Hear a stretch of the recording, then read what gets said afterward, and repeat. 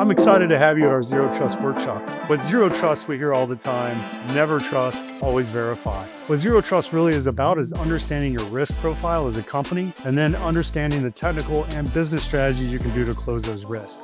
My name is Louis Heuermann. I'm a cybersecurity professor here at Texas A&M University, Corpus Christi. We are having a workshop on Zero Trust. Our Zero Trust workshop is going to apply to several different folks in the organization. The takeaways will be both business focused and also technical focused. We're going to move from theory of understanding what models are available all the way to developing an action plan. You're going to walk away with 8 distinct deliverables that will be applicable to your organization and your environment. The Zero Trust workshop is going to be hands-on in the idea that you are going to bring your ideas, your unique challenges, and your specific situation to a framework that you can begin filling in the details that are specific to your world.